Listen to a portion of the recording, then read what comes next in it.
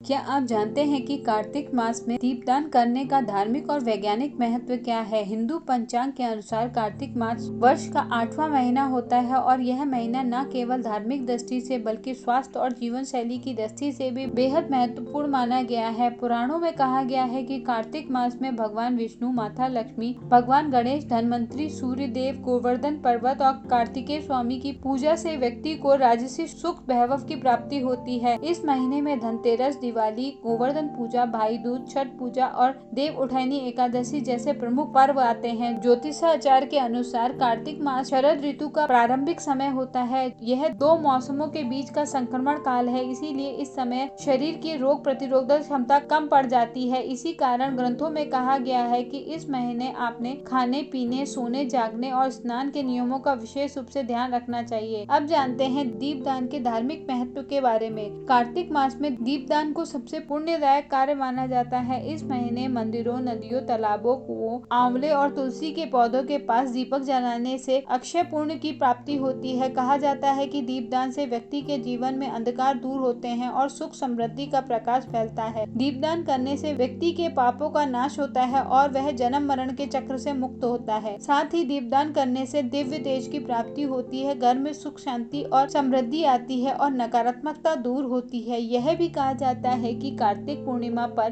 किया गया दीपदान तो हजारों यज्ञों के बराबर फल देने वाला होता है। अब जानते हैं दीपदान करने की सही विधि के बारे में। सुबह सूर्योदय से पहले उठकर स्नान करना एवं इस महीने का प्रमुख नियम है। अगर पवित्र नदियों में स्नान संभव न हो तो घर पर गंगा जल मिलाकर स्नान करें। स्नान के बाद भगवान विष्णु और माता लक्ष्मी का स्मरण करें तथा तुलसी के सामने घी अथवा तिल के तेल का दीपक जलाएं। इससे व्यक्ति के घर में धन, सौभाग्य और सकारात्मक ऊर्जा का वास होता है। मंदिर में दीपक जलाने से भगवान विष्णु प्रसन्न होते हैं। वहीं घर के आंगन या मुख्य द्वार पर दीपक जलाने से मां लक्ष्मी का आशीर्वाद प्राप्त होता है। तुलसी के पौधे और मुख्य द्वार पर शाम के समय दीपक अवश्य जलाना चाहिए। कार्तिक मास में क्या दान करना होता है अत्यंत शुभ, आइए जानते हैं। इस पवित्र महीने में 7 प्रकार का अनाज, वस्त्र, सुहागिन सामग्री, दीपक और तेल का दान करने से व्यक्ति के सारे कष्ट दूर होते हैं और घर में समृद्धि आती है। मान्यता यह भी है कि कार्तिक मास में किया गया दान कभी व्यर्थ नहीं जाता है और व्यक्ति को अगले जन्मों में भी शुभ फल की प्राप्ति होती है। इस तरह कार्तिक मास केवल पूजा पाठ का महीना नहीं बल्कि शुद्धता,